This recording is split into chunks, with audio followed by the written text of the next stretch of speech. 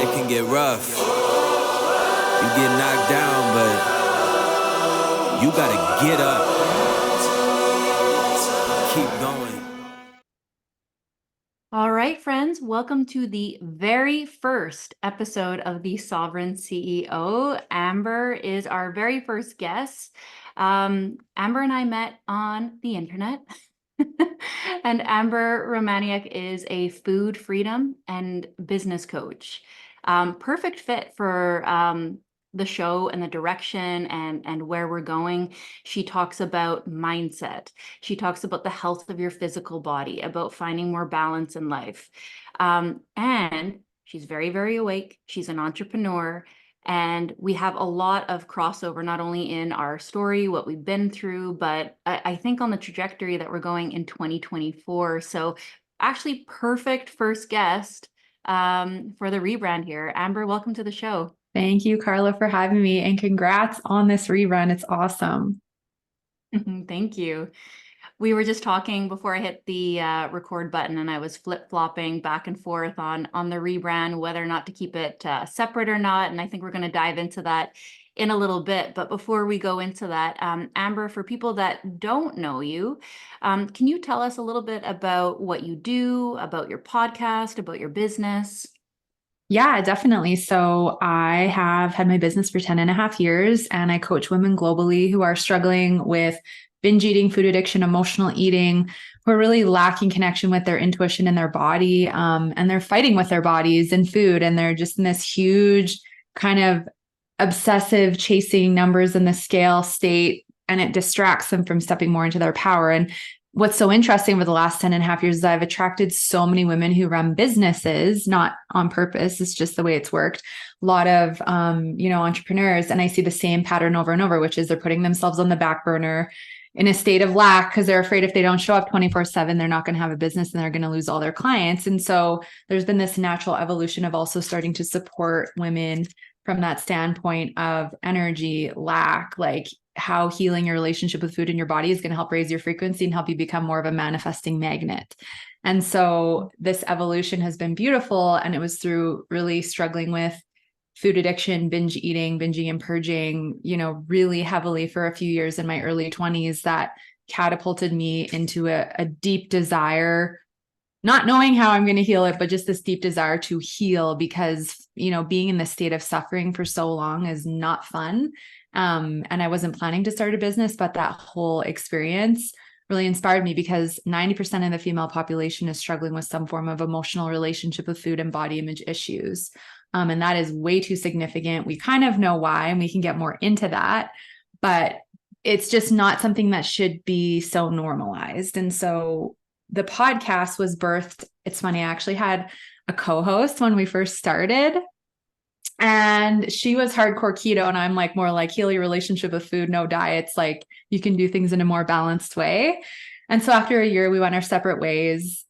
I was actually to take everything on that we had built, but she locked me out of everything. And so I had to start from scratch. So always make sure if you're doing collaborations like that, you sign contracts, right? Business stuff happens, but it was meant to be that happened because as soon as I started sharing fully what I wanted, I started to attract all these clients online. And no longer was it like Calgary and area. It's like Europe, United States, Eastern Canada, Western Canada, Australia. I'm like, oh my gosh, I can build a global business. I don't just have to sit locally.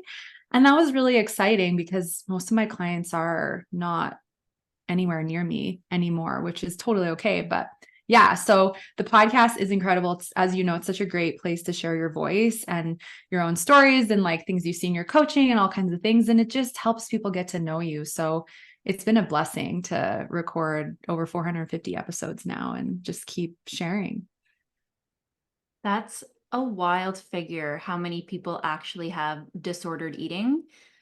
So I had an eating disorder for 10 years. Mm-hmm. And the only thing that snapped me out of it was getting pregnant. As soon as I got pregnant, I said, oh, my body's not mine. It's not time for this anymore. And I was able to shift it really quickly. And then I thought it was healed. I thought it was healed. And there's a lot of women that don't recognize that they have disordered eating.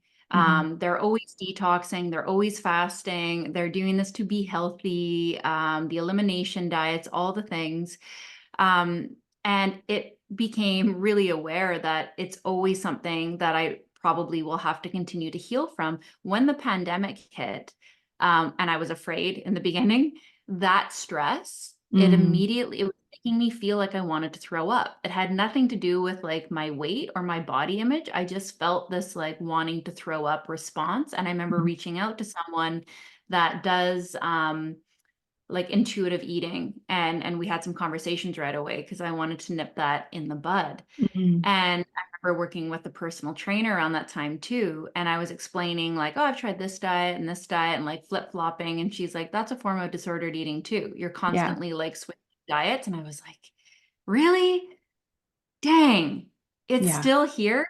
Like, I'm not throwing up. I'm not food restricting. I'm not binging, but it's still not easy and intuitive. That was like huge, like, whoa, I'm not healed. Yeah, that's the thing though, right? It'll keep showing up until we do fully figure out the bits and pieces. And I think that's where women get really frustrated because we've been conditioned into such a quick fix society. And diets are a comfort zone. Detoxes and fasting are a comfort zone, and they're familiar. Chasing the number on the scale or the calories is familiar because you don't actually have to go deep in and deal with the wounded inner child or, unfortunate traumas you may have been through, or the lack of self-love and the void that's there that you're trying to fill with food. A lot of women and men, but women are afraid to feel their emotions because we've been taught to shove everything down and just be strong. And so there's so many things that feel uncomfortable when someone starts starting to heal their relationship with food, regardless of what it looks like. And I was too. I was terrified to feel. Like that was one of the main reasons I was binge eating, is because I was shoving all my emotions that I didn't want to feel. And so I think that the triggers may go away for a while and then they may come back because the triggers are teachers. They want to show you where you're out of alignment energetically, spiritually, physically, emotionally. And once you give attention to those pieces, it will fully go away. I see women do it every day, and same with me. Like people always ask, well, are you going to have to deal with this for the rest of your life? I say, no. If you really, address it, you can fully overcome it. It's just that bits and pieces may, show up sometimes. And are you willing to look at them? And the whole thing with the diets, right? Like orthorexia nervosa, that is the emotional relationship with food where you only eat the same 20 foods over and over because you have a fear of if you eat this food or this food, you're going to get bloated or you might gain weight. So yeah, it's not even about the overconsumption. There's all these different behaviors. Yeah, 100%. It's funny. I like to eat super clean, like always. Like gluten-free. We grow a lot of our own food, all the meat we've hunted ourselves. Yeah. But yesterday, I told you before the call, like we're moving right now. I'm like racing back and forth. I got the kids, everyone's starving. I had a McChicken yesterday. I haven't had McDonald's in years and I didn't even feel bad about it. Like that's actually a good place to be. I don't want to keep doing it. I know it's gross. I know it's gross. I know it's made in a lab. I know it's fake, but even like that kind of freedom, like I wasn't going to starve. We were like really on the run. There was no food in the fridge here, like in between houses. That is freedom. Yeah. Like not going to do that consistently. I felt super gross after, but yeah, it just happened. You're and human. It was okay. You're human. And that's, I think, one of the biggest like hurdles to get over is that food is not about perfection. We eat really clean too. And guess what? This weekend for Christmas, I'm going to eat all the gluten and all the, right? And it's like, there's certain things that are homemade that I'm not going to be like, well, I can't eat that. Or in the circumstance of moving or whatever, like things are going to come up. And it is the freedom is getting to the point where if you have things or you indulge for whatever the reasons are, you move past it and the guilt isn't dragging along with you and you're not holding a grudge against yourself, right? Life happens. I listened to a really interesting episode of yours today, and it was about the elimination diets. Because gut health is also one of those things that pretty much everyone I know is struggling with on some level. I know I've been struggling with it for years, and I've tried every kind of diet. I've tried every kind of supplement, and nothing does anything. And I've definitely come to the point where I'm like, you're just too busy. It's something to do with your emotions, with hustle culture, in the season of life that you're in. Like, it's clearly that, and it is one of the things that I have been resisting the most is slowing down. Like, it's not a surprise that you're attracting entrepreneurial women, because a lot of the entrepreneurial women are struggling with weight gain and gut issues because they're going too fast. Yeah, totally. Yeah. And that's the thing, is the digestive system will get more sensitive as our nervous system gets ramped up. And the biggest connection I see is, number one, high or low cortisol, that stress hormone. It just ramps up when we get really busy and we have a lot on our plates. And the first thing that is impacted, aside from our energy and our mental clarity, is our digestion. And so when we're in a fight or flight response nonstop, even if it's good stress, the body can't tell the difference. And so our circulation is supposed to stay in our core to help us digest and break our food down and help our digestion function. However, when we have high or low cortisol and we're in a stress response, the digestive system is often more shut down. And so even if you're eating really well, even if you're chewing properly, you may feel more pain, gas, bloating, reflux, all those kinds of things, because the system is shut down going, what are you doing? Like, there's a bear, we need to run away. It's not time to eat. It's time to like flee and protect yourself. So oftentimes, one of the missing links I see for women is that they're not getting their hormones thoroughly tested, not saying you, but just in general. And that is having an impact on the gut health. And then when they're not sleeping well and there's a lot of emotions, we hold them in our gut: fear, worry, anger, grief, frustration, irritation. And if we don't have, some level of time to process and purge those emotions, whether it's through things like, I call it sacred rage, where you scream into your pillow and you beat it up, or you somatically shake, or you tap, or you move your body in some way, a lot of it will sit there. Same with me. Like, we went through this wild experience with noisy neighbors the last 5 months, and unexpectedly like buying a house and moving across town and like selling our townhome in 4 days. And like, my digestion hasn't been sensitive in years, but my cortisol's up. And so it's feeling more sensitive. And I know it's just because of this like anomaly of an experience over the last few months. Right. So I think the key is, the more we can learn how to listen to our bodies, and even if we have a season where things are busier or hormones are off or things start to feel more sensitive, it helps us have more compassion for our body and going, oh, I know why that's going on. And I think it reduces the chance of getting reactive and pissed off. Like, that's happening again. I can't believe it. Oh, it's annoying. Like, my body, it's like, no, your body's just trying to tell you need to chill out and like, right, figure out how to shift it. But it's often emotional, and it's usually the stress response. And all the elimination diets do is just, feel restrictive. And then one day you get upset and you rebel, and then that just makes it worse. Which makes total sense. I mean, these things are so sneaky. You're like, I'm doing the healthy thing for me. And I think a really sneaky type of stress too is the busyness. Like, there's obvious stress, like frustration, worry, anger. Like, personally, and I know a lot of creative people are the same. I'm creative. I have ADHD. I'm never really frustrated. I'm never really scared. I don't have that kind of stress. Yeah. I have speed and an endless amount of ideas. Yeah. And I take a lot on. I'm always excited. I'm always in a good mood. So if you ask me, am I stressed? I would say, nope, everything's going great. But there's a speed within me that to the body is just stress. It doesn't differentiate between happy or sad. I'm still running away from that tiger inside. Yeah, totally. Exactly. And it's the same. Like, I remember a couple of years ago being in a coaching container, and I was like, oh, I really want to take things to the next level with my business. Like, I have a fully booked client schedule, and I want to like do more group and more other things. Like, how come there's not a lot of people coming in? And she's like, do you really think your nervous system is regulated if you are having 8 to 9 coaching calls a day, 3 or 4 days a week? You think holding space for that many people is like, you're regulated? I'm like, yeah, I think so. And then I'm like, no, like, I'm not. There's no way, like, with 8 45-minute sessions in a day that I'm regulated. But it's true. You think like you're fine, you can handle it, and you're going to get in a good mood. But when you actually get to know what it feels like to have a regulated nervous system, it's a whole other experience. And you realize, wow, how did I ever hold space for that many people and have any energy left? Even the effect of the screen itself, Yeah. working with clients it takes a lot of effort. But don't you find after being on Zoom for honestly, even like an hour, Yeah. I go outside and I can feel this like buzzing intensity within me. It's Yeah. like I have my amulet. I have like an EMF Yeah. protecting necklace and my blue blockers just for that reason. Yeah. And I don't know if it works for me, but it's a thing.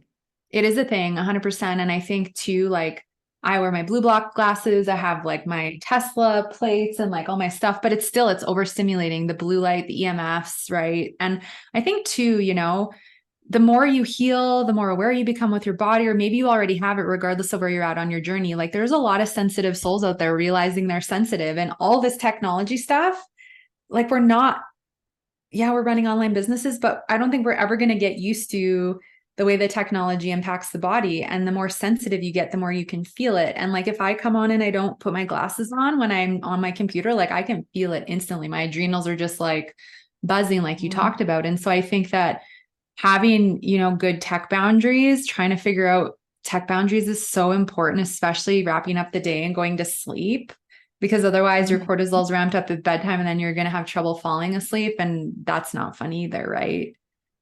No. So this like emotional eating pathway, it's pretty niche. What made you choose this career path? Yeah. So it was really through the deep struggle I went through myself. So growing up, I got bullied. I called fat and ugly my first day on the bus when I was 5. And that really triggered a 20 years of latching onto that identity. I didn't know how to just brush it off. I grew up and my mom had multiple sclerosis and she was diagnosed before I was born. And I think a huge way that she compensated in our relationship was with food. And she had a food addiction. And I, looking back, realized that once I healed mine. The food addiction really took full force after a breakup. I couldn't eat. I lost weight really fast, couldn't attain it.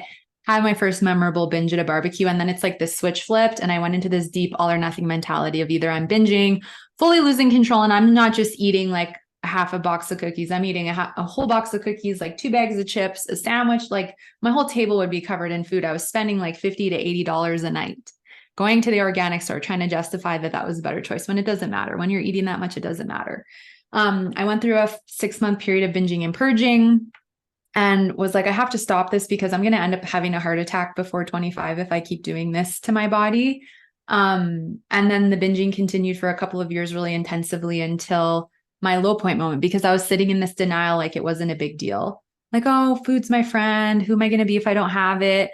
The journey seems too daunting. What if I fail? I don't even know where to start. So that all kept me stuck in this suffering. And so the moment that really catapulted me into the healing and then to decide that this is what I wanted to do was I'd finished a binge, always threw the food in the garbage can. And that particular night, digested some of the food, went into that all or nothing mentality of this. If this is the last time I'm going to do this, might as well finish the food. So I dug through my garbage. I ate the cookies, and that just put me into such a deep state of shame and embarrassment. But it also crushed the fear of change and the fear of the unknown if I try to figure it out. And that really catapulted me onto the journey. I saw one therapist once, and I'm not poo-pooing therapists, but I went in, poured my heart out, and she essentially looked at me and was like, just don't go to the store and buy the food and learn to love yourself. And so that didn't feel like a good experience. And so essentially I was like, I think I have to figure this out on my own. So then I went on the journey, and it was a deep journey of healing and awakening. So there was a lot of physical healing first, and then there was a lot of emotional healing. Then the energetic and spiritual healing came after, but I started waking up through the whole process of healing my relationship with food and body as well. But that's what really prompted me, because I'm like, if I struggled with this to the level I did, where I'm like eating on my garbage, like so addicted to food, obsessed with diets, obsessed with my body, like how many other women are struggling, whether it's not as much or more or somewhere in between. And then I started to talk to all my friends and family members, female friends and family members, and they all started opening up about their struggles with food and their body. And I'm like, holy crap. And the other thing was having that therapist experience. Was like, I want my clients to feel safe. I want them to be able to be open and vulnerable and not ever feel judged, because this is a very vulnerable, delicate subject. And so I just vowed that like I would make sure that my clients had this safe, like loving space to be held in. Of course, they get lovingly called out, but it's so important like to have that safe space. So that's what really called me forth to focus on that. And then of course, it's just gotten a lot deeper since it started 10.5 years ago. Wow. What kind of people are you attracting to your space right now? Is it all types of people? Like you said, like you started talking to family members about what you were going through, or are you seeing like a particular kind of person more and more? Yeah. So I feel like it's probably about 60% entrepreneurs and business owners. And then it's about 40% like lots of nurses and doctors and professional women. I've had tons of women lately who have quit their jobs because they're working inhumane hours and they're realizing that their job was playing such a negative role on their health. And now they're starting businesses or traveling the world. Some like stay-at-home moms, but it is a lot of women who are like just so on the back burner because of their career and family or their business. Did you see more of that too during the pandemic? Like I said, like that started to like Yeah. trigger that for me as well with the stress. Were more people coming to you then? Totally. Yeah. I think it triggered a lot more binge eating. And here's the thing, right? Everyone's at home with a cupboard full of snacks. And then you have Uber Eats and all these food delivery services come online. And now you can get anything delivered to your door with food. So you don't even have to leave. So it makes it honestly so much easier to justify ordering food and emotionally eating or binge eating. And I think that there's a lot of stress and collective stress going on in the world. And people are feeling a lot of fear and discomfort. And what feels like the easiest thing in the moment, numbing out with food or technology, right? And so I don't like that. I don't like seeing that this epidemic has grown more. Like the number one diagnosis in the United States, guess what it is? I have no idea. Binge eating, above cancer, above heart attacks. Yeah. So, and see, this is the thing. I dislike the word diagnosis with this because I don't believe anything's permanent. I don't believe binge eating or any kind of emotional relationship with food is permanent. And I dislike because I feel like Western medicine really puts this heavy, like dense energy into, oh, I'm going to have this for forever. So that's why I never really say like, oh, you've been diagnosed with an eating disorder, because it's not permanent. It's this series of imbalances going on chemically, emotionally, physically, energetically. And once you really get it and understand why you're behaving in the way, you can heal it. But yeah, I think a lot of women are reaching for food because I think so many women just feel out of their power. Let's face it. When you're fighting with your body, when you're fighting with food, when you feel insecure in your body, you're distracted trying to chase a number on the scale or trying to gain control with food. How do you possibly claim your worth and your power when you're caught up getting upset going on the scale and the number's up 2 pounds? And I'm not poo-pooing anyone that this happened to, because this used to be me. I'd like freak out and get so upset. But when you're that distracted fighting with your body, you can't claim your power. And if you can't claim your power, it's hard to alchemize all the fear when you look at the external world. And you can't pay attention. I mean, eating is the one socially acceptable way to numb yourself. I know. I always like joked around about that. Like, I love to eat my feelings. And when I was going through like the gut health issues, it was recommended to me a few different times to fast. And I immediately said, no, no, I love eating my feelings. I had this story about the emotional torture that that was going to be. If I couldn't numb myself with food, I would be feeling all sorts of horrible feelings. Not like I have like deep rooted traumas that are going to come up, but I had really made that out to be this monster. Like, you're not going to be able to sleep. It's going to be torture. And I ended up doing it after I had an explant a few months ago. And as part of the detox process, I did do a liver detox, which had some fasting. And it was no big deal. I did it for 3 days. It was no big deal. Like every now and then, like feelings would flutter up and then they'd go away right away. Now I understand how that's precarious for someone also that has like a history of disordered eating. And I see the allure too, because I felt really fucking powerful. And I was like, oh, I did it. I did it. And I had huge benefits from it health-wise right after too. But it's something that I would use sparingly. I can see how it can really help in a healing process, but yeah, like being able to conquer, not conquer your feelings. I don't know what it is, but actually have to really feel your feelings. I think that's what it was. It was like a real nakedness in that experience. You can't numb with anything. No. Yeah. And I think that's why so many women like procrastinate dealing with this, is because there is this fear of being in that nakedness and that vulnerability with ourselves and with our emotions. Even though when we start doing it, it's not a big deal. It's like me, the first time I sat and felt instead of binged, it's like, oh my gosh, this is going to be so horrible. Like the world's going to end. And then nothing bad happened. And I was like, oh my gosh, I did it. Like, okay, I can do this. Right. And it got a little easier and a little easier. And it doesn't mean feeling is like comfortable, but to know that you can work through the discomfort, but that you're safe and you'll get to the other side. It's very reassuring because you realize I can feel through anything. I can get through anything. Food is honestly just making everything worse in the context of hurting my body. So I actually don't want to do that anymore, because what a lot of women don't realize is not only are we hurting our digestion, our hormones, feeling inflammation, right? The guilt, the shame, the anger, frustration you're feeling afterward, but it's really playing a massive energetic role on the body, a negative impact, right? So every time we binge, we're hurting ourselves. We're going into low frequency behaviors. And then you feel a lot of low frequency emotions like guilt, shame, anger, right? And then, especially for my clients who have businesses, they'll go through phases where they binge more and then they learn more about their triggers. And then they have more phases where they're not. And they're like, wow, I can see a direct correlation with where I have more money flow, clients, opportunities, alignment coming in when I am like really working through my triggers and catching them. And then when I go into a phase of like overwhelm, binging, like self-sabotage with my body, I'm seeing things drop, right? Because we're an energetic match. And it's not about you have to be perfect to manifest, but it's to understand the way you're treating yourself and your body and the thoughts that you're thinking are going to impact what you're manifesting, right? 100%. I've been saying that a lot lately. Your business is 80% energy and 20% strategy. If you're only thinking about the strategy, it's going to fall flat. There is deep healing work that you need to do in order to be successful, especially when you look at those like high heights where people are multimillionaires, billionaires.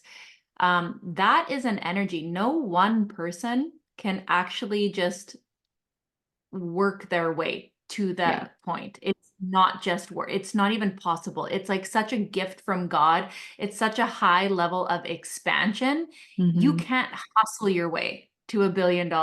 It's not possible.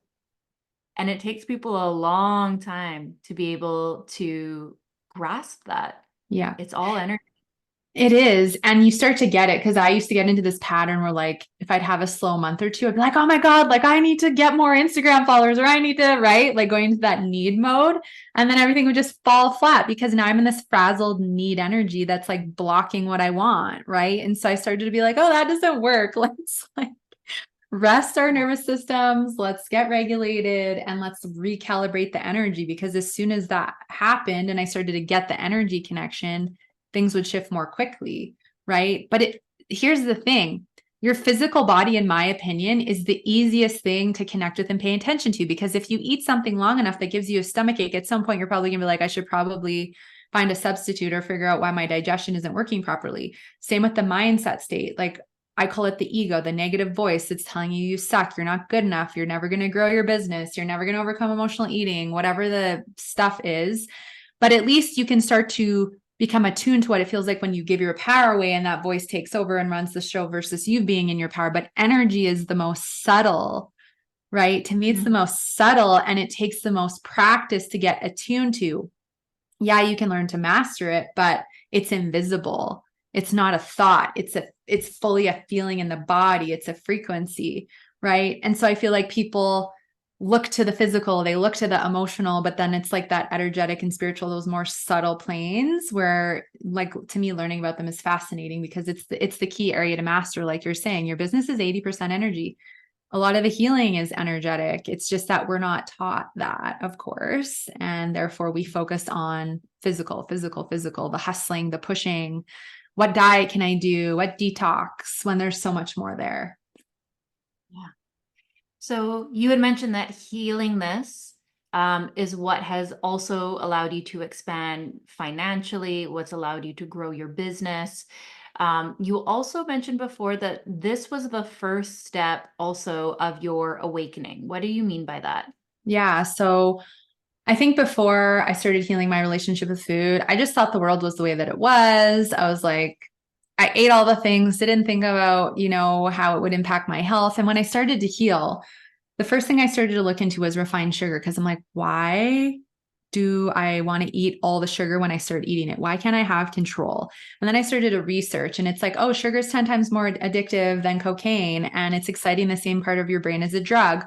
Oh, the casein, which is the protein in dairy, and the gluten, which is the protein in wheat, have been designed and so manipulated so that they give you a heroin high. Because I'm like, how come when I eat one piece of cheese, I want to eat the whole block?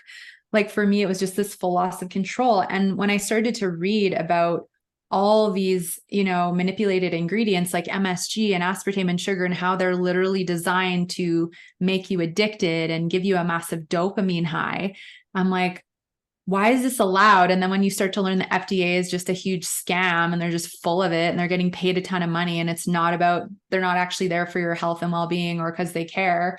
And then you start to realize that like pharma and big food are in bed with each other. And that was just like the tip of the iceberg. But there's like this anger and grief process you go through because you're like, what? Like, how is this even a thing?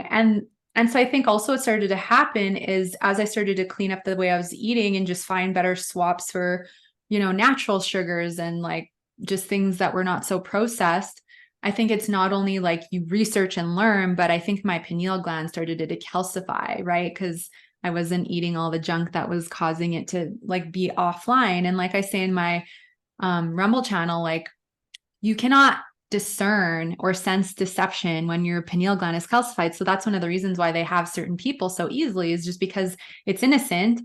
But when we're doing all the fluoride and putting all the chemicals on our body and eating all the junk, like it's just so easy to have a calcified pineal gland. So I feel like all that started to dismantle.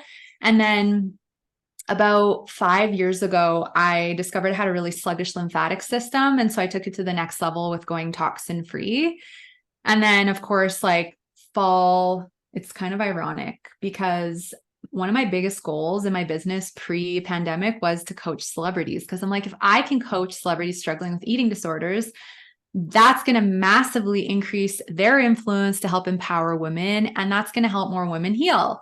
So October 2019, I'm going down to Hollywood to be on Whitney Port's podcast From the Hills. And I'm like, oh, like, this is great. Like everything's right, growing, expanding. 2020 is going to be epic.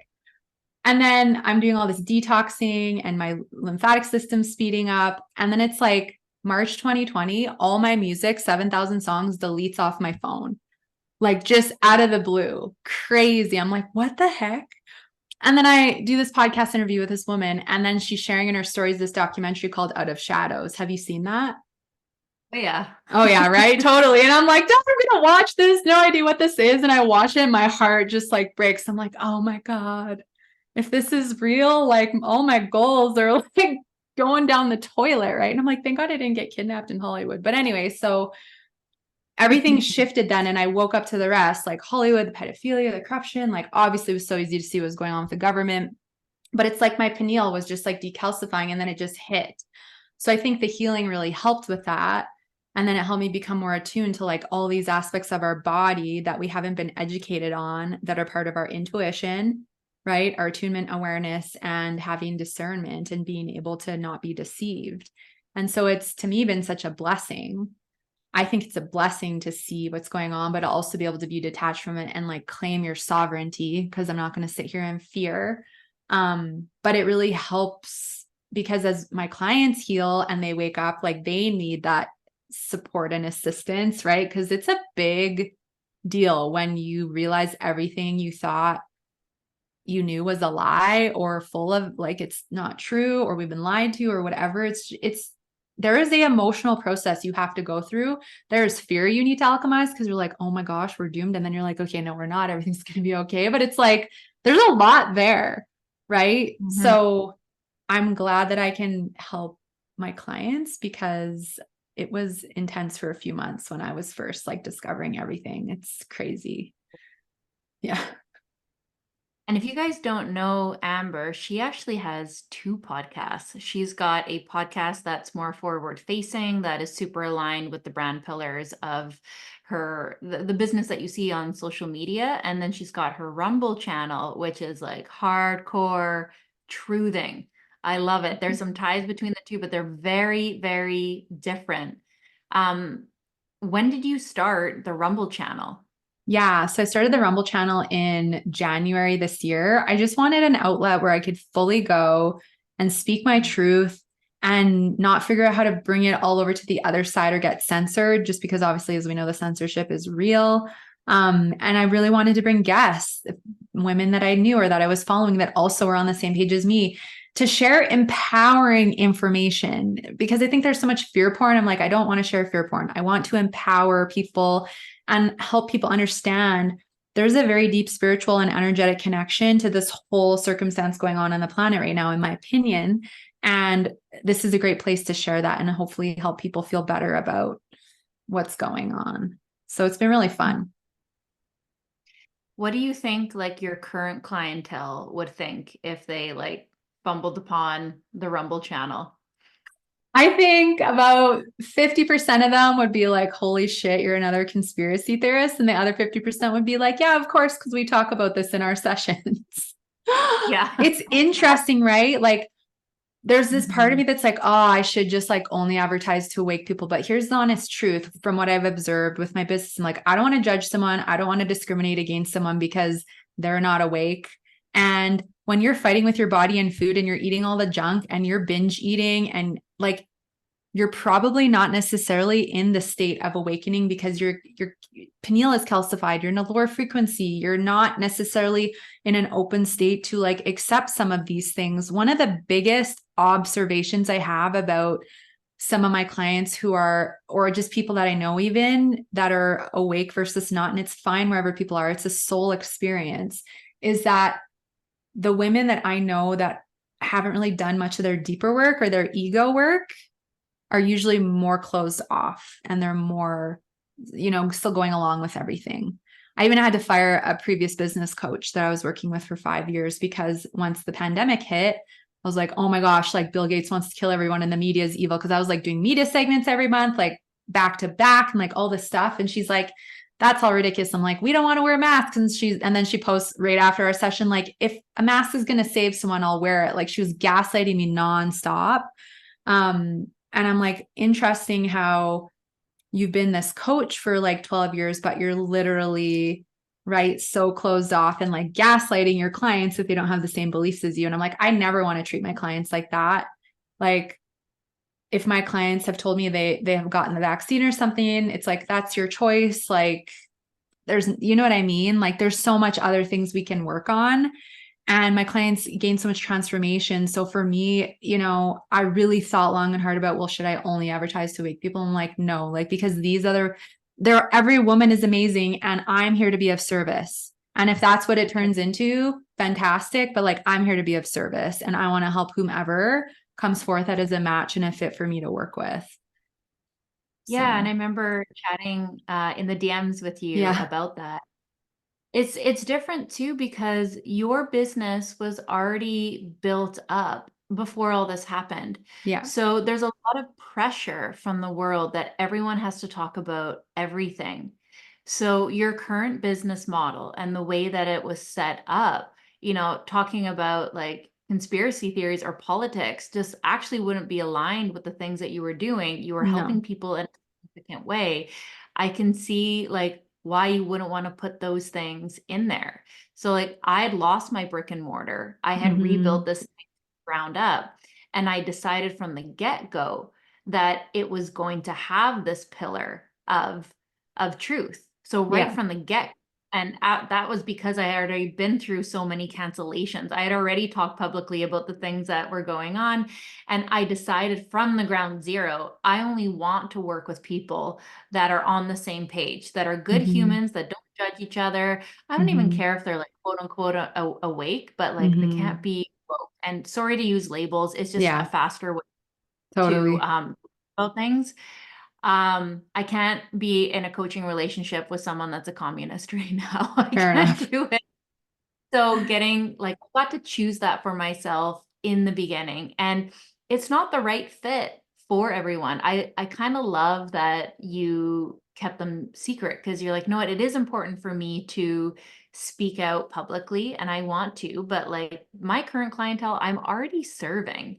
And I love that you gave yourself permission to keep that. And it's something that I go back and forth on a lot. Like there was a part of me for a while there that also just got burnt out from looking at all the problems. And Yeah. I thought, I'm just going to talk about work from now on. And what I've kind of come to is just a little bit more of a balance, Yeah. way more work, and the solutions and the things that I can actually do for people, little touch points on the world. But I don't Hmm. want to be the news. My job is not, I am not the Yeah. news. I don't have to do anything. I don't have to speak about anything that I don't want to. Um, and we have to really just decide that for ourselves. Like, what am I uniquely here to do? And that's nobody else's business but the business owner. Yeah. And it's so true. And I really thought long and hard about it too. I'm like, maybe I should be sharing more. And then it's like, well, in a way, there's some deep connections to how I coach my clients. But if they don't get those connections, like, well, I'm going to create a documentary and it's going to really connect the dots. And if that turns them off, well, then that's fine. But I think it is each to our own. And I listened to this really cool channeling on YouTube, and this woman channels these energies, and they're always talking about like, some people are here to like be on the front line and like share everything and like do that. And like some of them are putting their lives at risk because they're like whistleblowing and all this stuff. Some people are here, and the way that they're like contributing is meditating and raising the frequency of the planet. Some people, it's like just them going out in their energy, being in these different places. And they're like, there's so many different roles, and each one of them is just as valuable. Right. 100%. So, I have a really good story for that. I have a very dear friend who is very, very awake and really politically activated. And she doesn't speak publicly about what she knows at all. And during the pandemic, she had a yoga studio. She was the very last one to put mandates in. She held out as long as she could. She was in a 6-year lease, like huge, like she was going to be bankrupt. She held off as long as she could, and then eventually had to put them in to keep it open, snuck people in the whole time, which I always remind her. I'm like, in the 1940s, there weren't people on the street with billboards and sandwich signs saying like Hitler is an asshole. They would yeah. be murdered. What did they do? They secretly hid people in the attic. I'm like, that's what you did Mm-hmm. right now. Mm-hmm. But what she's able to do now, she's a genius. Like she's a somatic therapist, very, very smart. She runs these yoga teacher trainings, and she wakes everybody up. And she Amazing. has this like beautiful way of just like teaching great spiritual principles. So she doesn't actually tell you what to think. She teaches the root of all great spiritual principles that has people rewire their own circuitry. And in the training, they'll be like, wait a minute.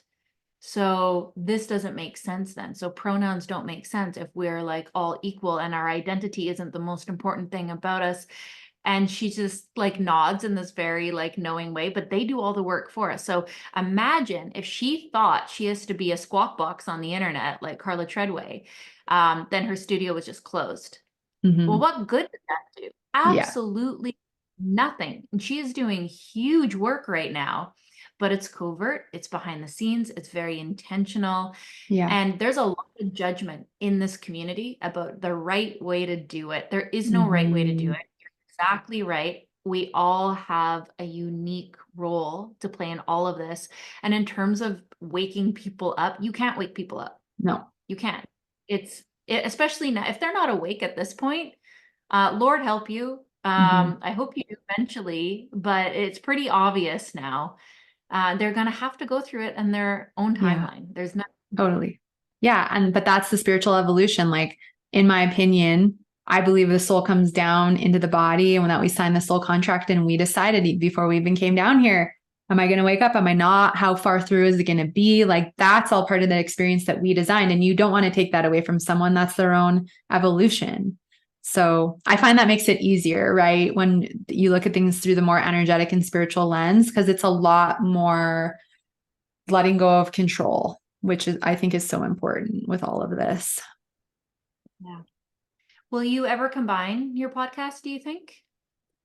I think that there will be more blending, especially once I get this documentary off the ground. I'm essentially going to create, it's going to be like really simple. It's not going to be anything complex, but it's essentially going to be like the out of shadows of like systematically explaining the connection between all the different systems that have essentially created eating disorders, like the energetics, food, pharma, Hollywood, the weight loss industry, like, because they did.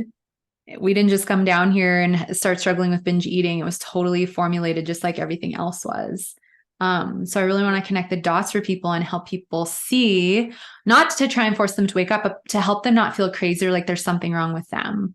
It's so outside of us, but they've done such a good job of like infiltrating our minds and our behaviors. So I really want to help people see what the connections are. Are you working on that already? I was supposed to be, but then the move happened. So January. Yeah. That's the goal. Oh. Yeah. I have never heard of that as a topic. I think that's genius. Thank you. The body is ground zero. And you're right. This is a weird social contagion that's come over all types of people, but mostly women. It's not a natural state. That makes sense. No. Well, and I think about it. Okay. Like after World War II, Operation Mockingbird started, the TV, the radio, the propaganda starts. Why do they target women so much? Why do they want women, like I said, obsessing about their bodies, chasing the number on the scale, etc.? Well, because they know our strongest power is our intuition. And when you're fighting, you can't access it in the same way, like we talked about earlier. So look at all the movies where the girl gets broken up with and then she's sitting on her bed emotionally eating. Look at all the movies where they're belittling the woman if she's not size 1, 3, or 5, right? Like I can see and look back at all the predictive programming that was put into content to normalize emotional and binge eating, to make women, belittle themselves because they don't look perfect or whatever it is. And to just be able to really put that all into one place is going to be helpful for people. So people will be pissed. Like when I really got the Hollywood piece and like how much they programmed our minds to hate our bodies, I'm like, I'm pissed. Like this, everyone needs to know, like, screw Hollywood, boycott Hollywood. Like it's just, it's a lot. So. It's wild, right? And it's a conspiracy. Like, but once you see like out of the shadows, you can never look at Disney the same way again. No. You're like, oh my God, it is that. Mm-hmm. Yeah, it is. I had a man come into my DMs yesterday, and I never interact with trolls, but he just came in there with some snide, oh, here you go with your zillion conspiracy theories. And I just answered, I said, like what? What do you mean? Which one? Yeah. And it's so funny, just like the name calling and the slinging. I'm like, be specific. What thing am I saying right now that's not true? And explain why. And then just like radio silence on the other end. And I'm like, because I can back things up with receipts. Yeah, totally. Likewise. And I think that's the thing. The irony of it is that that term was coined in the 1960s after they assassinated JFK and didn't want anyone to know it was an inside job, and they did it themselves, right? And things, that are deemed conspiracy theory are then 6 months later, all of a sudden, like the truth. We don't know everything and exactly how everything is, but it is pretty easy if you just start looking to connect the dots now, right? And the symbolism, like it's so easy to tell. Like you look at Hollywood and like, I always used to wonder, why would a pop star start off so cute and then get slutty and then go demonic? Like just this pattern with all these singers and actresses. And it's like, oh, well, exactly. They all, right? They've all sold their soul. This is why. And this is the kind of influence they want to implant upon society and the female population. And they want women to be degraded and they want men to lose their masculinity. Right. And so when you start to observe it, it's like, hello, it's like in plain sight when you go to half the celebrities' Instagrams and they're covered in blood. Like that is not art. It's just not. No. Right? No. So it's, the easiest thing you can do is just ask, which one, because it is all coming true. And hello, 2024 and January 2nd if it actually happens. But the Well, first drop of the Epstein list on oh, January yes. 2nd, unless something like blocks it. But I mean, I think it's really going to hit the fan 2024. And I think regardless of how we're showing up online, like I just think we're really going to come into like this place of power that we have been like unconsciously, energetically like preparing for, if that makes any sense. And I just feel like it's going to make it so easy to like intermingle these different pieces of our business, our awakening, our truth, because I just believe that it's going to get to the point where the collective is going to need our support so much, because there's so many people that are going to be in a state of shock or really processing a lot of emotion. And regardless of if they're reaching out for emotional eating or whatever it is, like, I'm just excited to be there to like hold space, because I think that's going to be so needed. I'm going to end with this last question because I think this is going to be really helpful for people. Knowing that you are very awake and very well researched and are hyper aware of all the things that are going on in the world around you, what stops you from getting black pilled and able to just focus actually on your business and what you're here to do for people? My intuition. Every time I've tapped in to ask, are we doomed? She says no. There's a lot of dismantling that needs to happen on this planet to create new earth. And that's what we're here to do. And that's why we came here. We did not friggin' come here for impending doom. We've already had those timelines in those past lives, in my opinion. I believe we're going through an ascension. I've seen so much proof in the sky. I have connected with so many energies and colleagues who are very attuned at very high levels on this planet. And I believe good is coming. However, humanity has to be taken through their precipice moments because we have been so brainwashed and so manipulated. You have to wake that up out of people, and you have to show people, you can't just tell them. So I have a lot of faith and trust. And that's why I'll never take the black pill. And I'm here to be of service and hold light for people. And it's a blessing to do it, volunteered to do it. So let's go. I'm just excited because I think we're getting close to like really good stuff. So yeah, that's my answer. I'm just excited. And this is like, I'm here to help people. I can't not work. I love what I do. I love the relationships I have with people. But because I'm awake, I know that things need to crumple. They're going to crumple regardless. The result on the other side is a better place that we've ever been to. I do think we're in for a ride, which is why I believe in setting us up as well as we can. It starts with your mind. You definitely have to be spiritually connected to something other than yourself. And then practical things like money and business that's not a 9 to 5. It's like I said, we are in for a ride. So do what you can to put yourself in a more resourceful, rooted place. That's going to be a lot of energy, but the practical things as well.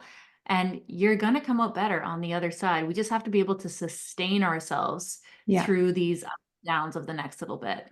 Yeah, I agree 100%. And it is about practical things. Like, I'm not afraid, but we have 2 weeks of filtered water, right? In glass jugs, just in case. We have food. We have a freezer full of meat. Luckily, living in Alberta, great beef province. Like, we know so many farmers and local producers, right? So, and we have lots of gold and silver, and we're continuing to, buy it and invest in it. And so I think it is the practicality, and it is like, how can I make myself more sovereign and independent so that I'm not relying so much on these big systems? So I think it's the best of both worlds, right? Amber, if people want to listen to your podcasts or or find out how they can work with you, where's the easiest way for them to touch base with you?